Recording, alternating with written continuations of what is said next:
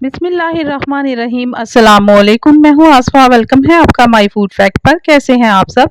अल्लाह पाक से दुआ है कि आपको अपने प्यारों के साथ खुश और आबाद रखे और आप पर अपनी रहमत का साया बनाए रखे। आमीन।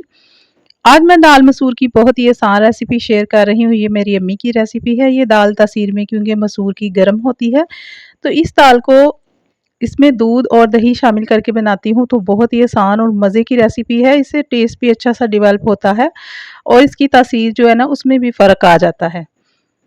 तो रेसिपी को स्टार्ट करते हैं। बहुत ही आसान और मज़े की रेसिपी है। हर घर में ये दाल बनती है और हर किसी को पसंद भी होती है। जैसे कि मेरे घर में भी ये बहुत ही पसंद की जाती है, मेरी भी फेवरेट है। तो रेसिपी को स्टार्ट करते हैं। सबसे पहले मैंने ले ली थी आधा किलो दाल।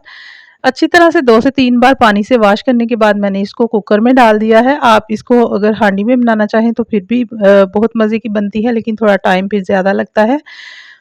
तो 4 कप के करीब मैंने इसमें पानी डाल दिया है। तो 10 मिनट के लिए बस कुकर को बंद करूँगी, तो बहुत ही जल्दी से फिर इस तरीके से बन जाती है। तो मेरे पास अगर टाइम ज़्यादा हो तो फिर मैं इसको मट्टी की हांडी में बनाती हूँ। जो भी दाल बनाती हूँ ना, ज़्यादातर मैं मट्टी की हांडी में, सर्दियों में ख़ास तौर पे, क्योंकि हल्की आँच पे रख दें तो कोई मसला नहीं होता। गर्मियों में तो फटाफट से खाना बनाना होता है। अब यहाँ पर मैंने 1 टीस्पून नमक डाल दिया है और 2 टीस्पून मैंने सुरख मिर्च डाली है, थोड़ी-सी ऊपर डाली है, और हाफ़ टीस्पून मैंने यहाँ पर हल्दी ऐड कर दी है। बहुत ही सिंपल मसाले इसमें जाते हैं, लेकिन ये दाल 2-3 तरीकों से बनती है। इसी को दाल मखनी भी बनाते हैं, तो वो भी बहुत ही मज़े की बनती है। यहाँ पर मैंने एक इसमें प्याज डाल दिया है, स्लाइस कटिंग करके बारीक-बारीक मैंने कटिंग की है। जब ये दाल पक जाएगी तो अच्छी तरह से ये अंदर सॉफ्ट हो जाएँगी दोनों चीज़ें। टमाटर जो है वो भी एक लिया था मीडियम साइज़ का, तो छिलके मैंने इसके रिमूव कर दिए थे और इसको बारीक-बारीक कटिंग कर ली थी।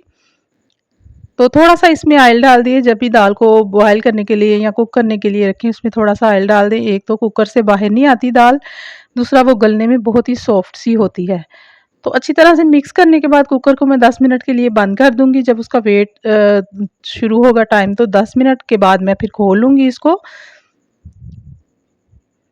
तो अच्छी तरह से ये देखिए मिक्स कर लिया है, कुकर को मैंने बंद कर दिया है। जैसे ही इसका वेट बोलेगा तो उसको मैंने टाइम जो है ना नोट कर लूँगी। 10 मिनट के बाद फिर इसको खोल लेंगे और आगे का प्रोसीजर फिर मैं आपसे शेयर करती हूँ। तो मैं आप लोगों को दुआओं में याद रखती हूँ, आप लोग भी मुझे दुआओं में ज़रूर याद रखिएगा। तो ये देखिए जी 10 मिनट हो चुके थे। अब मैं इसको खोल के चेक करती हूँ, और अगर इसमें थोड़ा-सा पानी होगा तो फिर इसको थोड़ा-सा कुक करेंगे ताकि ये अच्छी-सी थिक सी हो जाए। ये देखिए पानी अब कम ही रह गया है, दाल भी अच्छी-सी सॉफ्ट हो चुकी है। अब इसको नीचे मैं चूल्हा जला के ना तो इसको थोड़ी देर के लिए कुक करूँगी। उसके बाद हम इसका बघार लगाएँगे। पहले हम इसमें दूध और दही शामिल करेंगे, तो वो इस तरीके से करेंगे कि कैसे, आगे मैं आपसे शेयर करती हूँ। तो जब इस तरह आपने कुकर खोलना है या अगर हांडी में भी बना रहे हैं, इस स्टेज पे दाल आती है ना, तो टाइम पे आपने इसमें आधा दूध आधा दही, तो मैं एक ही क्वांटिटी में शामिल करती हूँ। दोनों चीज़ों को अच्छी तरह से मिक्स करके इस तरीके से दाल जो है ना बहुत ही मज़े की बनती है। ज़रूर ट्राई कीजिएगा अगर आपके घर में भी ये दाल फेवरेट है। बहुत ही शौक से खाई जाती है, और आपने कभी मेरे तरीके से इस तरीके से नहीं बनाई दूध दही डाल के, तो ज़रूर बनाइएगा, क्योंकि इसका टेस्ट ही डिफरेंट होता है। तो अब मैंने चूल्हा जला दिया है, इसको थोड़ी देर के लिए कुक करूँगी। अभी ये थोड़ी-सी प्याज़ और टमाटर जो नज़र आ रहे हैं ना, थोड़ी देर में ये अच्छी तरह से मैं चम्मच की मदद से भी मिक्स करूँगी। तो जब अच्छी तरह से कुक होगी तो तब भी ये जो है ना थोड़े गाढ़े हो थिक मतलब मुलायम हो जाएँगे। तो दाल भी थोड़ी उतनी देर में गाढ़ी हो जाती है। तो फ्लेम जो है वो मैंने मीडियम रखी है। अब मैंने ले लिया है जी, अभी मैं इसमें डालूँगी दूध और दही को शामिल करके। तो आधा कप के करीब मैंने दूध ले लिया है, तो साथ ही मैं इतना ही दही ले लूँगी। ठीक है, आधा कप के करीब ही दही लिया है मैंने। दोनों चीज़ों को मैं एक एक साथ डाल के अच्छी तरह से मिक्स करूँगी, और इस तरह करने से एक तो दाल का फ्लेवर बहुत ही अच्छा सा हो जाता है, दूसरा दाल की तासीर भी अच्छी-सी ठंडी हो जाती है।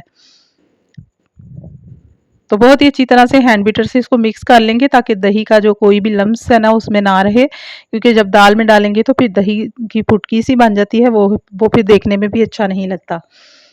अच्छी तरह से मिक्स करने के बाद दाल को जो मैंने कुक करने के लिए दोबारा से रख दिया था, इसके अंदर डाल देंगे और इसको डाल के भी इसको 10 मिनट तक तकरीबन पकाएंगे, ताकि ये दही और दूध अच्छी तरह से अंदर मिक्स हो जाए और इसका जो है ना दाल का दाल थोड़ी सी गाढ़ी हो जाए।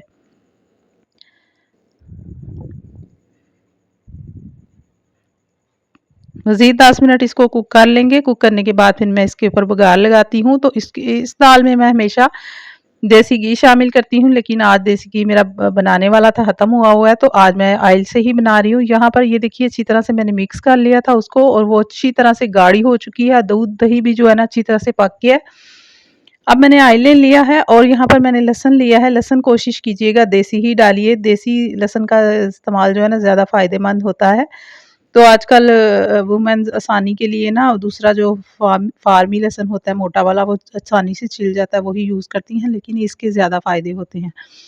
तो ये जो लहसुन का बघार है ना, इसके साथ ही मैंने ज़ीरा ऐड कर दिया है। इसका इतना मज़ा आता है ना, जब चावलों के ऊपर डाल के खाते हैं ना, तो ये जो ब्राउन वाला लहसुन हुआ होता है ना, इसका बहुत ही ज़्यादा टेस्ट आता है। तो किस-किस को पसंद है ये वाला तरीका लहसुन का? इस तरह से ब्राउन करके दाल के ऊपर जब डालते हैं ना, बहुत ही मज़ा आता है। हरा धनिया मैंने इसमें डाल दिया है। आपने भी इसी तरह से दाल बनानी है और बनाकर फिर मुझे फीडबैक ज़रूर दीजिएगा कि कैसी लगी है आपको ये आज की रेसिपी। अच्छी तरह से मैंने मिक्स कर लिया। आपने देखा है दाल कितनी मज़े की थिक हो चुकी है। हालाँकि इसके साथ वाइट ज़ीरा राइस बनते हैं, तो वो मैंने बना लिए हैं। चलिए जी, अब मैं डिश आउट करती हूँ और अगर अच्छी लगी है रेसिपी लाइक कर दीजिए। अल्लाह हाफ़िज़।